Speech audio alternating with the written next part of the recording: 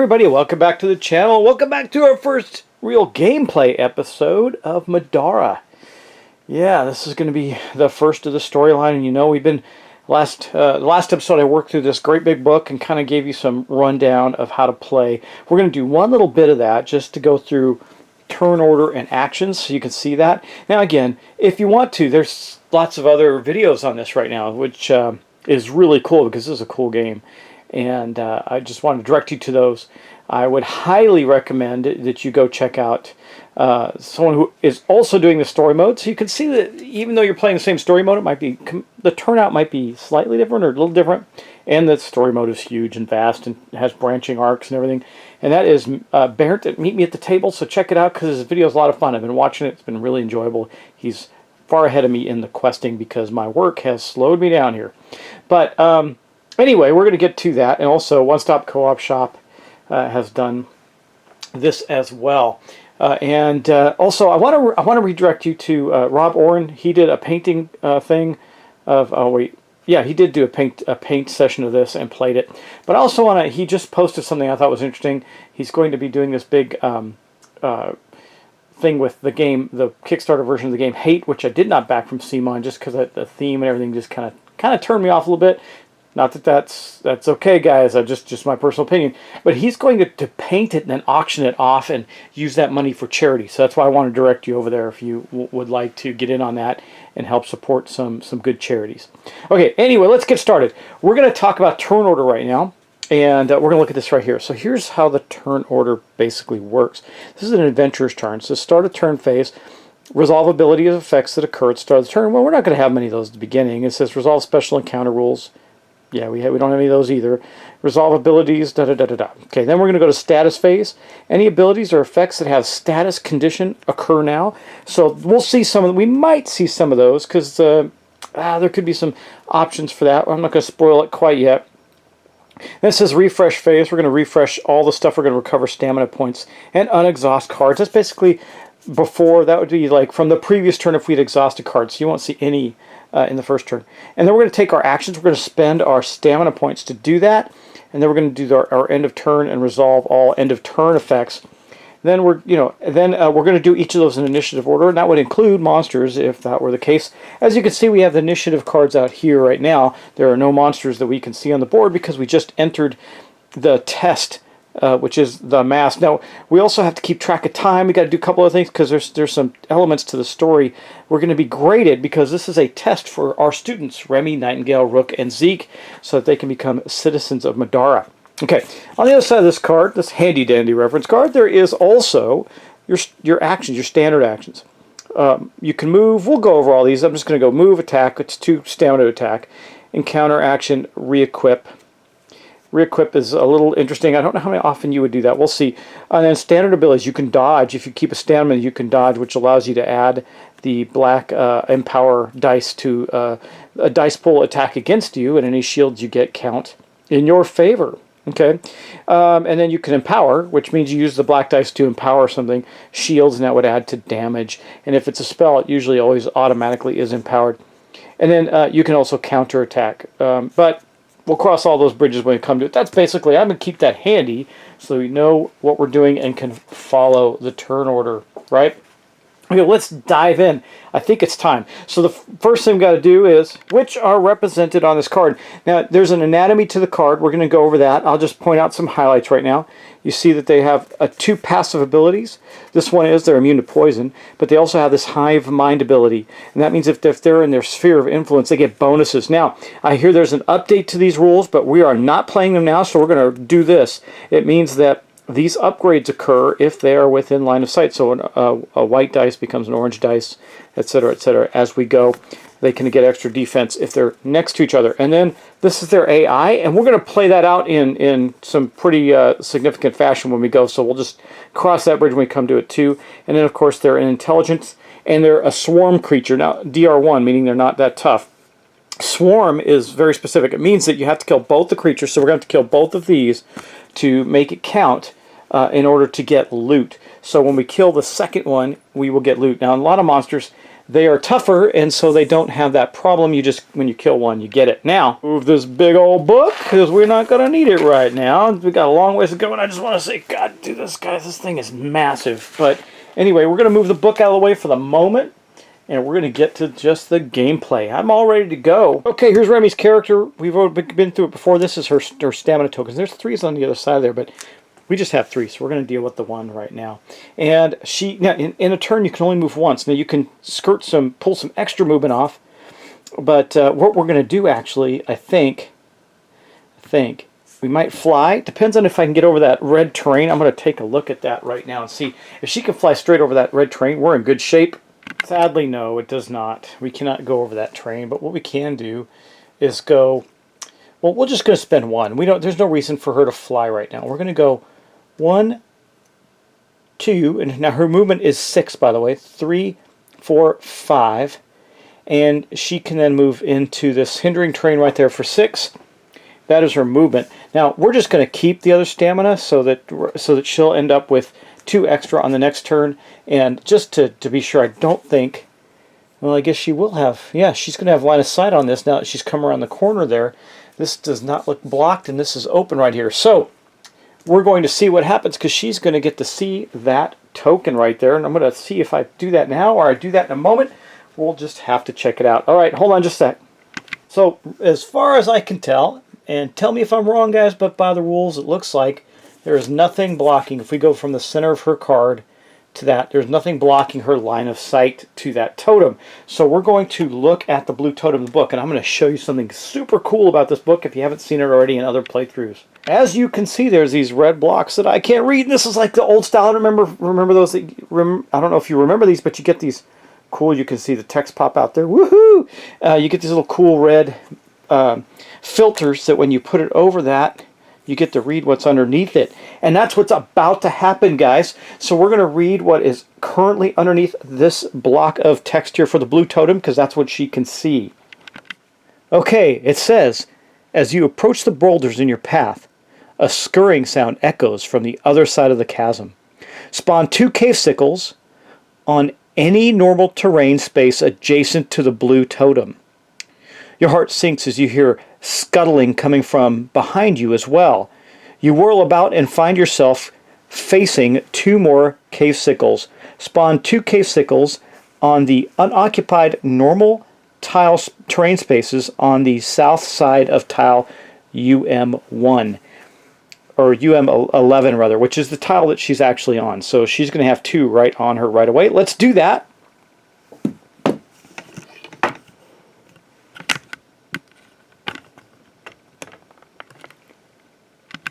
Okay, guys, so here we go. I'm going to take 2 cave sickles, and you notice their bases are going to be a specific color.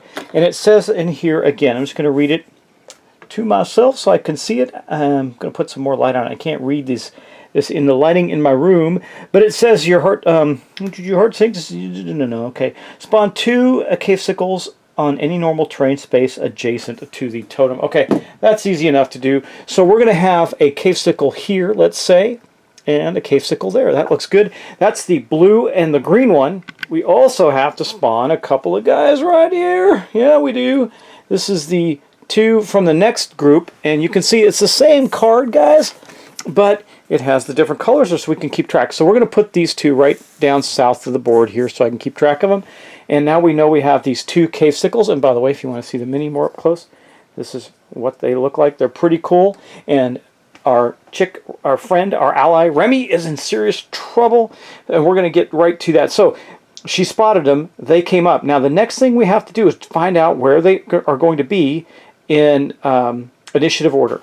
Okay, I have the 2 cave sickles here. Now we're going to roll this die, and for every, I might double check this, but I think it's for every shield, they're going to go down 1. So the less shields, the more likely they are to be up close in the track.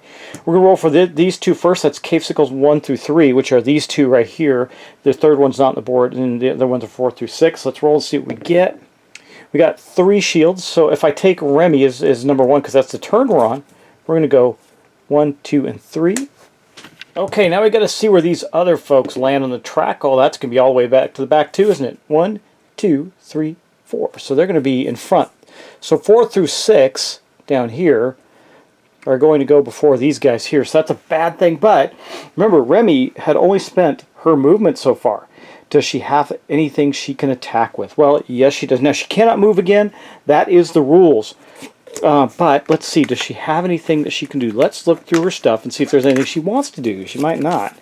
She might just want to take it, right? Well, she's got this. This is going to help her with defense. This also will help her with defense. This is a two-handed weapon. It does. I don't believe it has reach. It does not. So that's not going to help her. What we could do, we could throw throwing knives. Basically, we just do damage. So she could wallop on these guys with throwing knives. I don't know if that's worth it yet. You know, why not? Let's get some damage going on these guys and see if we can kill at least one of them so they don't attack us as much. We're going to huck a throwing knife. Yeah, I think we might do that. I don't know. I believe that would be considered an attack action. Make an attack against a figure using combat dice or of your equipped weapon. I don't know. This is more like using a card. I'm gonna have to check that too. I have to check all kinds of crazy rules right now. But I think I don't know if I want to do this or not. I'm still debating on whether or not we bother. We might just hold our position, keep our stamina, and do some dodging. You know, I'm not going to do that. I'm not going to use her cards. She's going to prepare. She's facing these guys down. She's going to prepare to dodge. They're not going until the end of the round anyway, so we're going to get a lot to do before they actually get their actions. So I think that's going to be it. She's going to hold on to her 2 stamina. That's going to give her extra stamina at the end of the round, which is awesome. And we're going to note that. She will end up with 5 stamina next round. That is a good thing. And we're just going to move on to our next character, which is going to be Nightingale. So this is Nightingale here. As you can see, there's her mini. Pretty cool. She's got a big tail. She's a cool looking figure. These figures are awesome, by the way. She is going to, of course, spend her first stamina to move.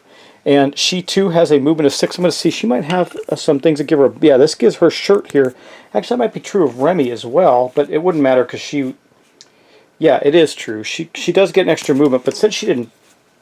She moved into that space, she really couldn't have moved out of it anyway, unless we had already decided to spend some extra stamina, and we didn't, so we're going to leave that alone. But Nightingale's shirt does give her an extra movement, so that's going to put her at 7. And then she's got a bunch of other items that we'll be able to use. So she's going to move 7. She's going to go, let's see, how will she do this? She will go 1, 2, 3, 4, 5, and I think she'll stop there. Fellow players do not block line of sight. Here's the thing, another thing I don't know. So I can move into here, but to move out, would it cost me 4 or 2? Because she's also in hindering terrain. I'm not sure how that would work. Not clear on it. We'll have to get those rules. But she is in hindering. So Remi's in hindering terrain. So we can't. I don't know if we should be able to move through her. That seems like a little unrealistic. But what we do have now, she can't really use any of her items in this particular instance. Let's take a look at this. She does have something she can do. Okay, she can cast a spell. She's got this gore shot. It will cost her a stamina, which is fine. She's got 2 left over after moving, and it says cast a spell. 6, if successful, deal 2 magic damage. You may take 1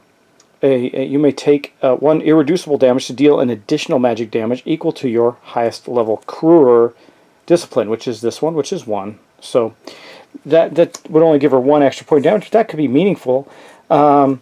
I think we're going to... Now, her casting dice is a purple. So that's not fantastic, but she does get to add skill to it. So let's take a look at casting spells. One thing to note is that her talisman here says casting, upgrade to a white die. So we get a white die instead of the purple die, which is better. But I believe we also... when making an attack or casting a spell that targets an opponent, we have to empower it. So I'm going to leave this out right now because we're definitely going to be doing that. And empower means we're going to be adding this black die to us. But now remember, there's always this, which is a bad thing. So we'd be rolling 2 dice to do that. Now here's how a spell works. So right now we choose a target. So we're going to choose, let's say we're going to choose the orange cave sickle. Okay, the orange-based cave sickle. Choose a target. We're going to empower. Well, we did that anyway. Determine the force value of the spell. It's spell... casting die plus casting die, add the figure's casting die to the force value. The force value is 1. Actually, 6. Sorry. Cast a spell 6. Target makes a conviction check. Okay, but we don't have to worry about the target right now, and we resolve these spell effects. So we're going to have to make a conviction check as well. But right now we have a cast a spell 6. All right, guys, we're going to cast our first spell. Now we're going to take these 2 dice, the white die and the empowered die. We're going to add the value of the spell to it, 6. So let's roll and see what we get. That's pretty good. So we got a 6. Okay. Now we're going to check out the dice, the force of the dice. Right now we have a 12. A 12. So that is effectively the I believe, as I go through this, the damage of the actual target. Now, or the damage we do the target. Now we do get to add in this. We're going to add every book. That's 1, 2, 3 to the power of the spell, right? To the force of the spell. So that is going to be a 12, 13, 14, and 15. That's pretty darn good. But cave sickles aren't defenseless. You can see that we have this conviction that helps versus casting. So they have 2 purple dice against the conviction of, as their conviction against resisting this spell. And they got a 3. Well, okay, so we're going to resolve the spell effects. If the target of the spell failed their conviction check, they suffer the spell's effects. This could be magic damage. And it says here, if you succeed, deal 2 magic damage, and we can take 1 damage ourselves to do a 3rd damage to it. So it failed. We blasted this thing to smithereens with the spell. Well, not really. We just did damage to it. And that cost us 1 stamina. I think we're going to do 3 to it right now, and she's going to take that hit. So this cave sickle here, cave sickle number 3, just took 3 damage, and Nightingale took 1 damage, which is fine. We are okay there. Now, we could kill it, guys. Remember, they only got 6 health, and if they fail their conviction, they have no armor. I'm thinking she might just try it again and see if we can drop the cave sickle. I mean, heck, she's got Remi in front of her, taking the hits, right? So maybe we do that. She's going to do it again, even if she doesn't. If she may not use the. I think she will take the extra damage. She has 12. I think she gets a bonus for her jacket too. She's got at least 12. And it says all of the allies gain... Oh, she has this ambitious once per encounter that we can use too, but we haven't used that. We can gain extra stamina points. But let's roll our attack again. So she's used her last stamina. We're going to do it again. A 5. This one isn't as good. That's an 11. A 12 because we have 1 book on there. 1 book equals an additional to the spell force. So 12. But the critter failed the roll again. So I think we're going to do that. She is going to take 1 more damage. So she's taken 2 over 12. But that does 6 to the cave sickle in total, which means we will kill this first cave sickle. It is kaput. We'll put it right there for now. All right, now I have to keep track of some things in here because in this scenario we do have points for killing stuff. So it won't matter because we'll know how many we killed. And there's also some time elements in this as well. But that was, guys, that was our first spell attack. So what do you think? That was pretty cool. I like how spells work. That's pretty neat. And that is going to mark the end of the turn for Nightingale. Now, she does have weapons, by the way. She has this, but we're not going to use that right now. She's just going to go back to her place in the board, and we're going to get on with then Rook, big bad Rook. Unfortunately, Rook is way back in the corner, and he's got a slight reduction in his speed because he has 2 hammers. 2 hammers actually mean that he's heavy.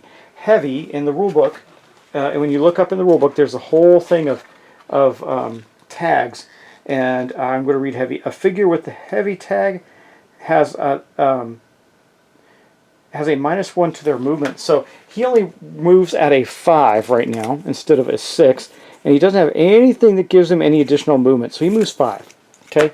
We're going to spend 1 stamina to move him. We're going to go 1, 2, 3, 4, 5. He's right next to, we're bunched up, but he's right next to Nightingale. Okay? Now what's he going to do? Well, that's pretty easy. We're going to use an ability of his. Okay, here is his ability. It's Mend. It's his Sanctus ability. Per encounter, gain 2 heal tokens.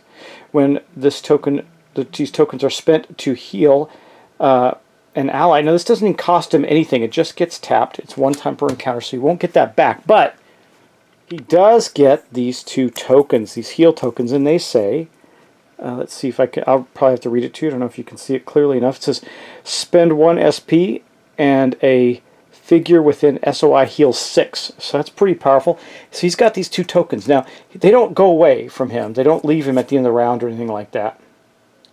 It just says when the tokens are spent to heal an ally. So he's used his ability once. He's got the 2 tokens. They're there for the rest of the game until he spends them. And he doesn't really have any items of note that will help him right now. So he's just going to hang loose there and save his stamina for next round. Next up, we have Zeke. Zeke's young. He's going to do his thing, but he really doesn't have a whole heck of a lot he can do either. However, he is going to be moving at 6, and I think, though, that his jacket gives him, no, it gives him health, does not give him movement. So he does not have any additional movement either.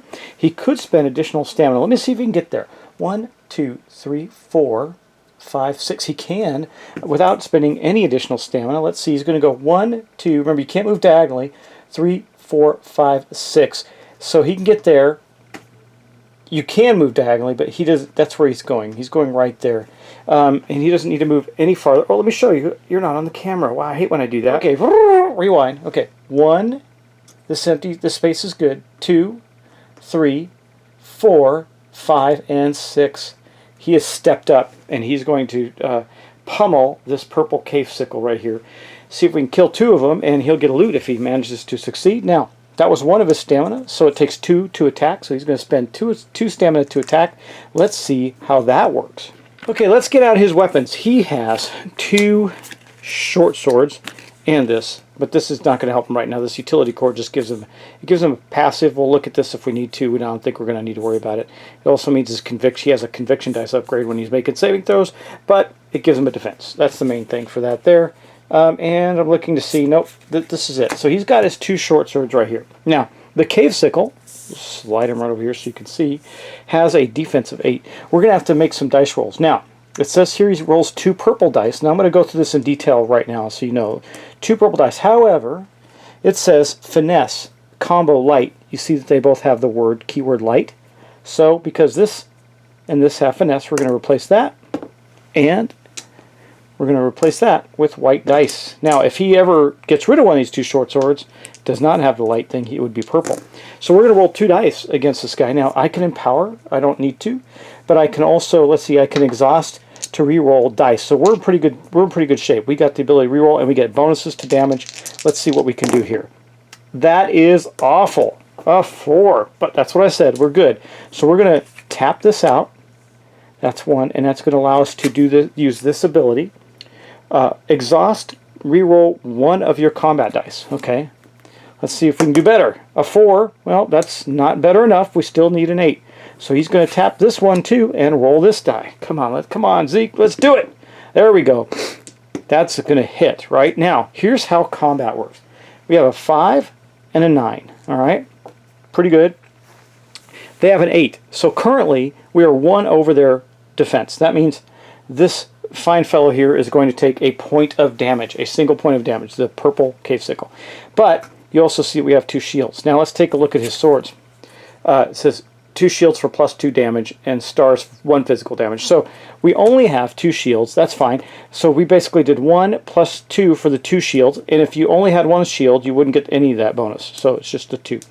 That is going to give us 3 damage on the purple cave sickle. Like I said, I'm doing this way to explain in a little more detail, but there's 3 damage on that guy. But we're not done. No, we are not. However, we have tapped these 2. We cannot re-roll any more dice. We can do this, however. And this gives us a re-roll 2, I believe. Exhaust, if you have 2 one-handed weapons and equipped, you can make an attack. We won't get a re-roll, but we can get attacks. So we're going to do this. We're going to exhaust that, and we're going to get to attack again with our short swords. Now, we're not going to be able to do the re-rolls, but that's okay. Let's see if we can do something. Well, even better, we got a 10, right? A 10. That means that remember, the cave sickle has 8, so that's going to be 2 points right there. We need a total of 3 to kill it. 2 shields is 2 more, so 8, 10, that's 4 total. 4 additional, that's 6. I don't think there's... No, he's not in difficult terrain, so there's no... no negatives or bonus on this. We're okay. These guys aren't even going to get to attack us. Boom, dead. So the purple cave sickle has been killed. Now that means that this stack has been killed. They are done. And what does that mean? Well, these guys go to the side. They're going to come off the initiative track. Good thing we killed number 1, 2, and 3, which means that they won't go. They might appear again later. We'll see, but they're not going to go. And because we killed the entire stack and they have the swarm ability, good old Zeke is going to get to draw a combatant loot card. Now, if it's money or something, it's shared. And, of course, you can trade items in between adventures and stuff like that. It's going to most likely, if you remember how I showed you the build on this, it's most likely going to be money. So what is it? It is 7 gold pieces. So I'm just going to put that with the party. Right now, Zeke has... I'll put it with Zeke stuff. We have 7 gold. We have everything tapped out. He's done... His swords are tapped out. He's got other stuff he can do if he's attacked, but he's not likely to be. And that is going to mark the end of his round. And then we're going to have some cave sickle action going on there. Okay, now we have monster bad guys. Let's take a look at what they're going to do. So, this green... We'll start with the green one here, and it says... There's an AI here. It says, is there an opponent adjacent? Well, no, there's not. There's nobody adjacent to the opponent. Is there an opponent within range 4? Let's see. 1, 2, 3, 4. No, they're not. None of them are within range 4. Can it move and attack an opponent within range 4? Well, its movement is 6. So, you go, well, there's a big gaping hole here. That's true. And it can do that. It's going to move, and then for every space it jumps, and it can do this, it can jump over the pit, there's a chance that it will fall in and die. And how do we determine that? Well, we roll this black die, and if it comes up a skull, they are dead. So it is going to go 1, and it's going to have to jump there because it's 1, 2, 3, 4. See, it's just still not quite in range. 1, 2, 3, yeah. So it's going to have to jump over there to get an attack. And I think it would go right to here because that would make the most sense. So it's going to go jump 1, 2 to here. So let's roll some dice. Oh my God! It fell into the pit and died. How lucky can we get? That is man, wow. Okay, well, so I'm going to double check, but I'm pretty sure this is right. I think it just killed itself. Okay, let's see. This might be the easiest adventure on the planet for us. Oh, and by the way, I can remove this token. It is gone. Okay, let me check that. Wow, yeah, it's dead, guys. Boom. Okay, that was easy. Okay, but we still have the other one to go, and it is going to go 1, 2, and try again. Trying to get to right there. Okay, it's fine, and it's fine. So it did land there. So it will get to do its attack, actually. Pretty nice, huh? All right, so next up, it's going to, it says, within range. Move up to a range 4, so we're as far away as we can get right now, from the nearest opponent, then make a range 4 attack.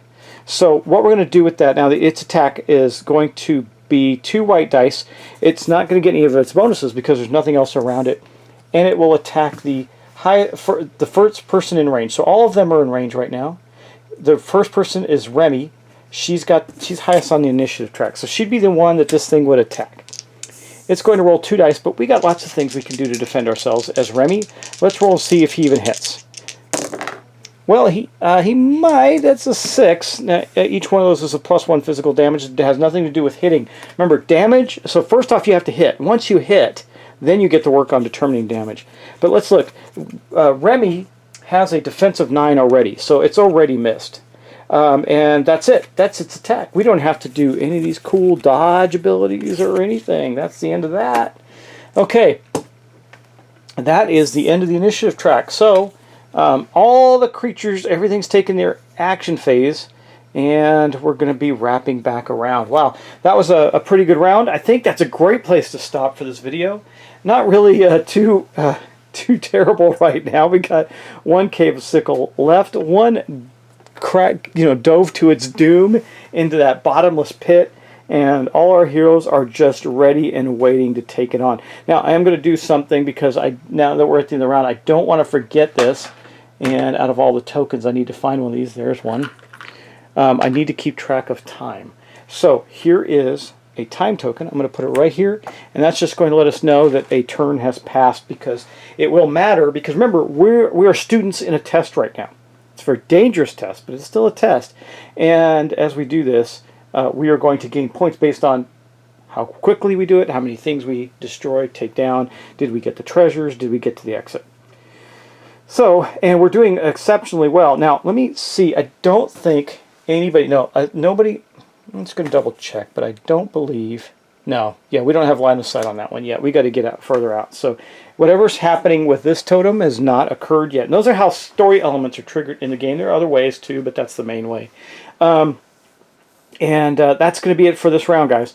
So that was a pretty beefy turn. We got a lot done, and again, I'm explaining things in much more detail than I normally would, just so that you guys can see how this works. And again, as usual, and I'm sure you will point it out because you always do, and I appreciate it, if I did make an error or goof, let me know, put it in the notes so everybody else can see it. And I think I did okay here.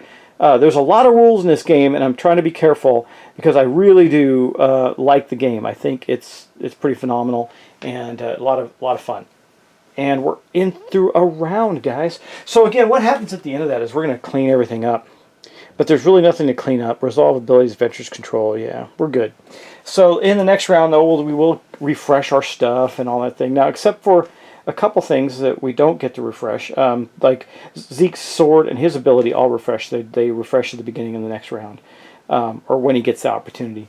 But things like the token, the mend ability that our guy Rook used, he's got the tokens, but he can't recharge that unless he's told to recharge. And that's one reason why sometimes you may not want to use your abilities in a scenario if you don't have to, because if it doesn't tell you at the end of the scenario to kind of reset or recharge your characters, you might not get that ability back. You got to remember that. It's possible. And I don't know the storyline enough to know, actually I don't know it at all, what's going to happen when we get to the end of this. Yeah, we'll see. Okay, guys, that is going to be the end of this episode. So thanks so much for watching. Thanks for subscribing. I really appreciate it. And I will talk to you in the next episode. Take care.